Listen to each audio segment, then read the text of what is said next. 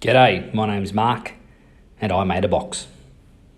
Alrighty, something very different for me. A mate bored during coronavirus. He picked up this backgammon game. It's a glass sheet, so he wants a wooden box. So he dropped off a project panel, a tin of stain, and a little bit of hardware, and said, "Go for it." Alrighty, so first things first, trying something very different. Filming in real time, not in time lapse. So let's see how that works out. Okay, so only measurements I need is the size of this board. So boom, boom, mark those two out.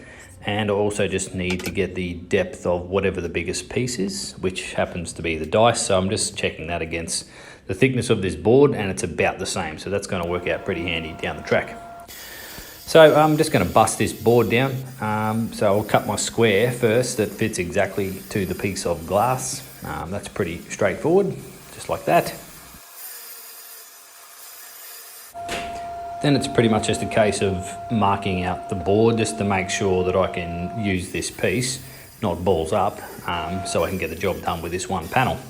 So I'm ripping down the edge pieces now, so that's again all pretty straightforward. And oh, look at me go, got the 45 dust hood in operation for the first time in anger, and obviously I'm gonna check 45 before I go ahead and cut all these little miters. Cut them on the vertical. I'm gonna see how that pans out. See how accurate this saw actually is. Right, talking about accuracy, I've got this nice big fat pencil to mark out these corners, and yeah, that's a bit of an ordinary idea, so I'm going to step into the future and get myself a marking knife, just like this. And it's pretty cool. It was actually pretty accurate, like 3 out of 4 corners ain't bad. One of them was a little bit shit, but you know, it's all learning, it's all good. But check that out. Oh, it's a beautiful thing. So the old miters have always been a little bit of a nemesis of mine, but slowly getting there. Got the table saw tuned up, so get the blade right out to get that 45 happening, and then lower it back down to the thickness of your material.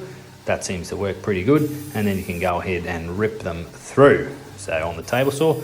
But then I remembered, let's get accurate. Got the featherboard, and then I can send all those pieces through, and that actually worked much nicer. Fair dinkum. Anyway, moving on. Dig it. Okay, I'm pretty much just going to glue this box together. So the glue is more than enough. No one's going to be riding it like a rodeo. I'm just going to glue up opposite sides, let that dry, come back and do the other side. Pretty self-explanatory, and we all know what's going on here. Okay, I'm going to miter the top in as well. The reason I'm doing that is I want to hide all that zigzag joinery that you see when you rip up these project panels. So I thought it was going to be a good idea to sneak up on these miters, and then I thought, well, you know, why don't I just get a ruler and mark out the 45? Genius. Anyway, pretty exciting stuff here. So I've basically got all 4 sides to cut, just doing a gross error check to make sure I haven't ballsed it up. I'll cut both sides. Periodically checking as I go, just like that, and then cut the other 2 sides, and hopefully it's just going to slot in perfect the first time, which we know it's not going to, but that's okay. Again, I wanted to sneak up on it so I don't end up dropping it in and it's actually cut too small. So just a few extra runs through the table saw, taking off just a little bit of a time to get it to exactly where I want it, which is like this. Spin the box around so you can't see my dodgy corner, which you can't see on video anyway, so it's all good. So I probably could have cut that out. Anyway, that's the lid dropped in, nice and snug. It's actually pretty good. So just going to glue it in. Pretty self-explanatory from here on in.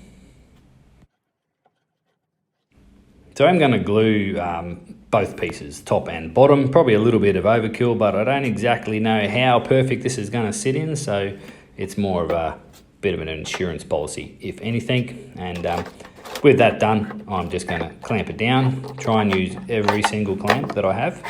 I think I got there in the end. There we go, beautiful. All right, now I'm going to use the table saw to cut the lid.